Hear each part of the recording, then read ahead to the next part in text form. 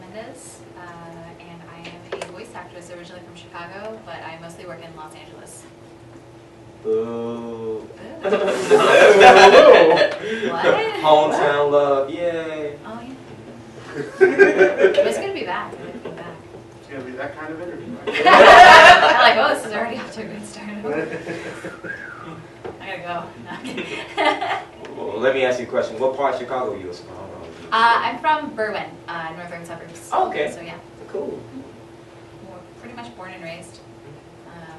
I was an Army brat, so I moved around a lot. But Berwyn's definitely where I call home. Okay, that's cool. You've missed the harsh winters of Chicago, so. Oh, that's why I moved. Oh, well. It's not about the work; it's about the weather. Like, I don't like the snow. Oh yeah. No one liked the show. Nobody. Everybody said, "Oh yeah, winter's coming." Like, no, you don't want winter. I'm leaving. Sorry. We don't get winter in Los Angeles. So. Lucky you. I know. We get all the 4 seasons in one day, so. Plus construction. Yeah, that's another story. No, I know all the jokes. What made you go to the JoJo party as your performer? Oh, JoJo, Yeah. I was given the, actually, did I give an audition for that? I don't think I did. I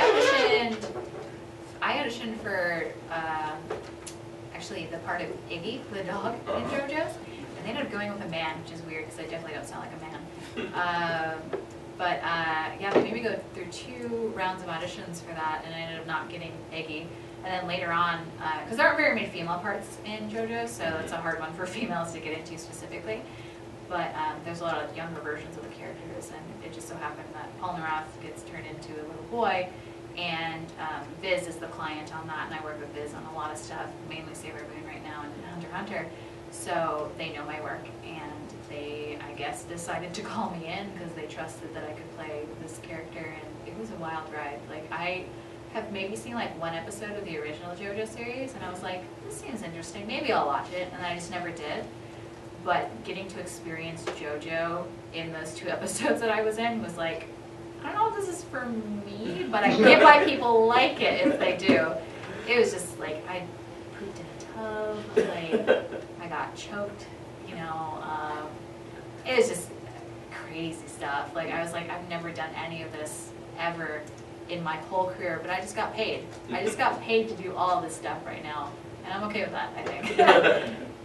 Yeah, that episode was, that 2-part episodes were kind of weird, but at the same time, it make you feel like a VA in Japan. So. Yeah. I mean, it's JoJo, so it's kind of to be expected, so I hear. Yes. So, I have a question. So when had you started to do voice acting in the first place? Like, what was your starting point? Why did I start?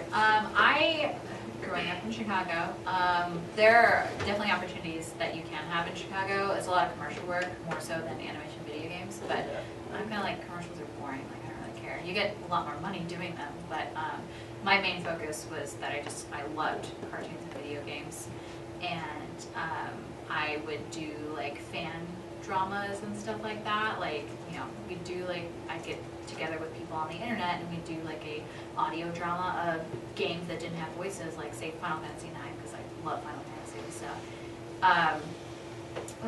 We'd do stuff like that, and I, you know, got to know voiceover through that, and eventually through like whatever circumstances I did, I moved to Los Angeles with my boyfriend, who's also a voice actor, because I was going to pursue animation, because I graduated from DePaul University, and got a degree in animation from there, and was like, well, I'm not specifically going out to Los Angeles for voiceover, but I have the experience if it ever happened, but I'm mainly going to like use my animation degree. Everything ended up turning upside down, and it was like, I never used my animation degree, so I paid it off. I'm completely student loan free, but I have not used that degree at all. But I'm doing voiceover, which is kind of like sort of animation. Like, I'm still working in animation technically, but but I'm not doing what I got my degree for. But I honestly, like, I'm kind of glad it ended up the way it did, because I wouldn't trade voiceover for anything in the world. It's like so much fun. I get to be a cartoon character as opposed to like making them. So yeah, I got lucky, I think. Taken a lot of voiceover classes since then to kind of hone my craft, because like I feel like you can never stop learning. So yeah, kind of answer your question. Yeah. Other questions? One dub that's getting a reproduction is the NYAB post dub of Mobile Suit Gundam Seed. Oh yes. So how was it like doing the voice work for Playhouse? I had actually never watched Gundam Seed when it originally came out. I know it was done in Canada. I knew a few people that watched it, but I didn't know much about it, and I obviously didn't know much about the character I play, Flay, until we started recording. And she's an interesting character. She's a little bit more aggressive in like a bad way than a lot of the characters I play. She can definitely be seen as selfish and very manipulative. And I've never played a character like that before, so it was kind of interesting getting to play that side of someone. And Karen directed me, who I've worked with in several projects, so it was cool getting to work with her on that side of Mike Sotsky directed me. But so it was really cool getting to work with her, and I know her and like Stephanie Shea, who also worked with on it because she was with NYAB. They tried really hard to make the character, it's hard to make that character likable, but Carrie tried her best to like make her more of a real person. So I think our take on it will be a little bit different than the original. Not to say that people won't still not like her, but it was challenging, and I really liked getting to play that kind of character. So I hope people like it, because I had a lot of people when I got announced as it, people were like, oh man, why is like my favorite voice actress playing my least favorite character? And I'm like, well, give her a chance, like you never know, right? I saw the episodes. I can see why people not like it. Yeah, but we'll see what happens. I have no idea when that's coming out, but I hope soon, because we worked really hard on that. Yes. I just finished like Agretsuko, like Yes. probably earlier this month. I didn't realize it would be that deep of a Yeah. show. But one of the questions was, how's it working for Netflix rather than like an actual different studio, like an anime studio? I worked on several Netflix shows. I actually don't work with anybody from Netflix. Usually Netflix kind of lets us, because they work with several different recording studios. I worked with them with Bang Zoom and Studiopolis and what else? I don't know, just various places. And this one was done at BSI. And Netflix kind of like, they don't really mess with the actors too much. They kind of leave us to our own devices, and if they have comments, they'll tell the studio itself. But I've never had to fully interact with them. But it was nice because they took a lot of care with this one, because I feel like they don't promote their anime very much. But this one was different. They like went all out with it. Like we even had a rap party for the show, and that's like unheard of with a Netflix series. So. I already knew that it was going to be special, because when I was working on it, like you said, like you didn't expect it to be that deep. I thought it was just going to be like this cute show with this weird quirk of like her singing death metal and stuff, but I was like, wow, this show has no right to be as good as it is. Like, it's crazy how fun this is. And I just absolutely, maybe I'm biased, but I absolutely fell in love with it. And I'm really glad it's been getting the attention it's been getting, even from people who like don't normally like anime. I was at the airport coming to Chicago on Saturday, and I bought a bag, like a nice leather bag of Retsuko, and I had it up on the counter, and the attendant at the counter was like, oh, where did you get that from? Because I thought I saw something similar like across the way at a store, and it probably wasn't anything like that. It was probably just like some Japanese style like animal that she saw. So she had no idea what it was, and I mentioned just that it was that character. And I never mention to people like who I am, because I don't expect them to know or care, because I'm like, whatever. But somebody actually knew the show, like behind her, that was also working with her, so that she was telling these other like desk attendants to watch the show, and like just never expected, like there of all places, you know, just to have somebody randomly tell other people to watch the show. So it's crazy like how popular it's gotten in such a short time. got a two-part question. Sure. You do play a good amount of male roles. Do you think that is a great assist to your job craft, or would you prefer to just do more female roles? It's nice to be able to play both genders to an extent, obviously. Like, I'm not going to play like a 20-year-old dude, you know, just because that's not how dudes sound. Like, normally, like, and you have actual dudes to play. I mean, I guess within reason, maybe, I don't know. But it's nice to be able to play young boys because it opens up more opportunities. So, and it's kind of, doing little, I have to be careful how I word this sometimes. Playing young boy voices, it basically got me into the industry. So, like, it's nice to play females, but I feel like, with some exceptions, some of the boy characters are a little bit more rounded than a lot of the females in anime, because, a lot of the females are like, I've got, like, big boobs and, like, a big butt, and I'm the fan service character, and whatever, but the boys tend to have a little bit more depth to them.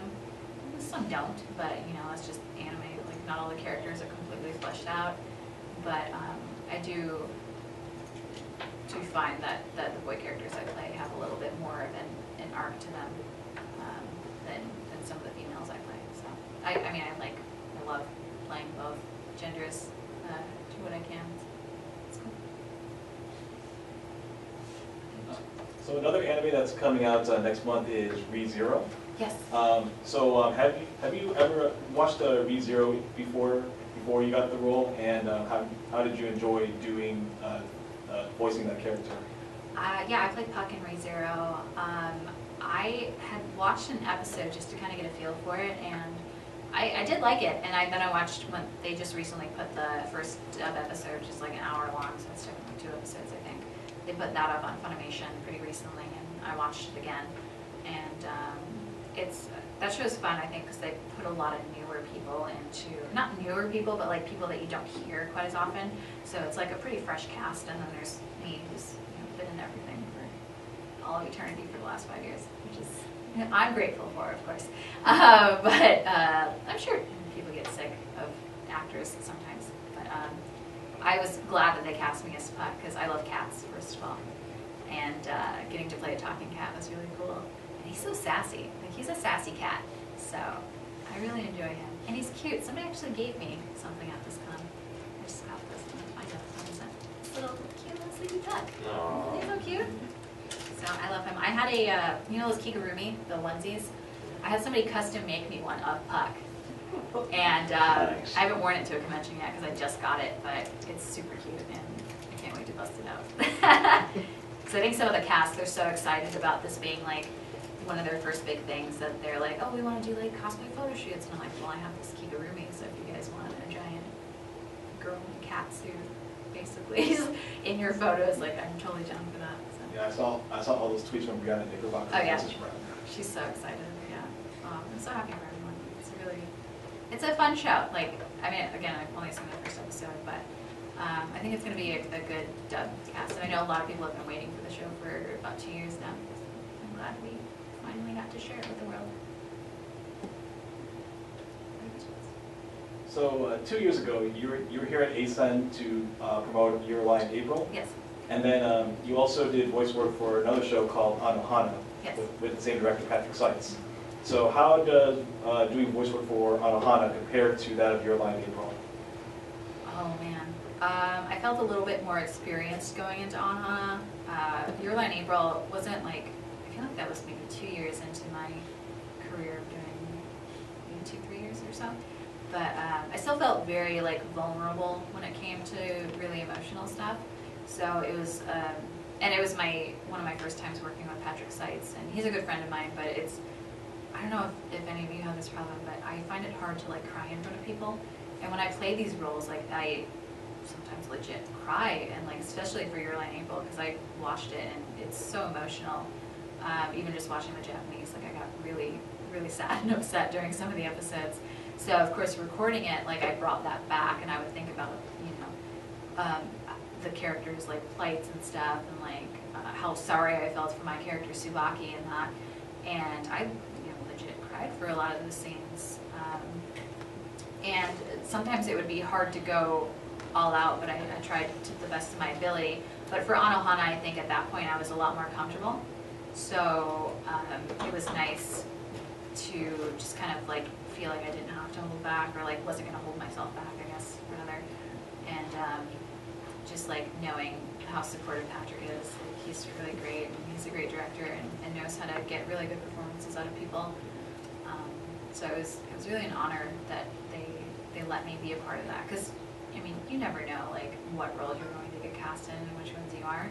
And I figured, because both shows are Aniplex shows, and it was Patrick Seitz directing both of them, that maybe they would have taken a break from me, but they were generous enough, and they thought I was perfect for the part, so they let me be Sudako in Anohana, and I'm really glad that they did, because she's also kind of a different character. I think for me, she's more of the like stoic one, whereas I play a lot of like energetic characters. So it was nice to kind of have that like that difference in personality type as opposed to some of the other characters I play. Yes. You played Ricker in the newer version of Berserk. Can you talk about reading the script for that character, or reading the script just for that show's purpose, the kind of dark, gritty fantasy? Yeah, we don't get the scripts beforehand, so I literally do not see any lines until I'm there recording, and I don't, other than like the lines that are around my lines, I don't really see a lot of the other characters. And I don't know much about Berserk in general because I didn't watch it before I was recording for that show, but from what I understand, I got off pretty easy. Rickard doesn't have too much bad stuff happen to him. Like I think in the second season, which just came out on Funimation.com, Guts gets into like this really serious battle, and Rickard's kind of there like screaming at him because he's like, oh, like don't get killed, all this stuff. But I didn't. A lot of weird, bad stuff happens in Berserk, and I'm just lucky I didn't have to be a part of any of it, because I don't know what I would have done, Because I get really shocked by stuff like that. Like Kill la Kill, I feel like is Kakegurui was pretty intense too.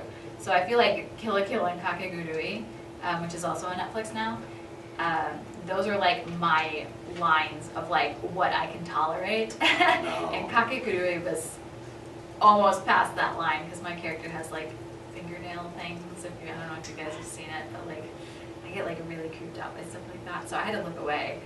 But I'm sure if I was anything other than Rickard in Berserk, I would have been like, nope, can't do it. I can't. Nope, can't look at it. I just can't. So Rickard's a good boy, and I'm glad, because it could have been worse. And I'm gonna jinx myself too, and like they're gonna make a third season, and then Rickard's gonna be in serious trouble. Just watch. Got time for about one more question. Sure. I got the last question. Yeah. So we're about halfway through Hunter x Hunter. Yeah. Oh, halfway? I think more than halfway. Oh, more than halfway.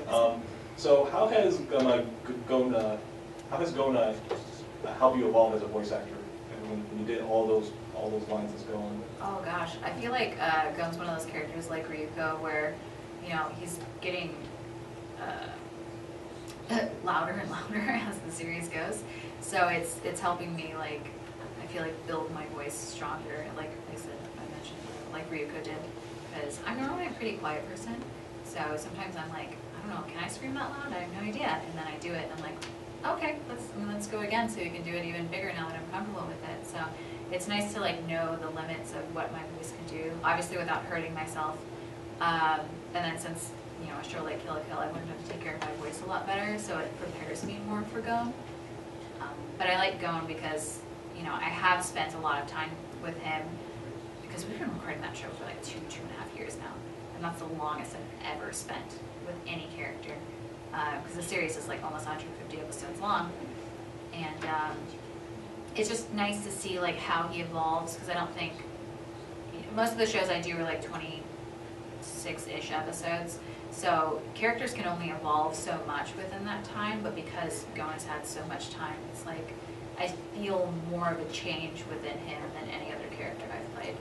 So it's really cool to kind of go through that journey with him and just see him kind of go from this like happy-go-lucky character where nothing is wrong and he can find the optimism in anything to this character that's like really broken inside, you know, because he goes through a lot of rough stuff. So no spoilers, but that stuff's coming soon on Toonami, so you'll have to watch it if you haven't yet. But it's really cool to just see that change. I'm sad for him, but it's just interesting to see how much a character can change within the span of like 100 something episodes into it.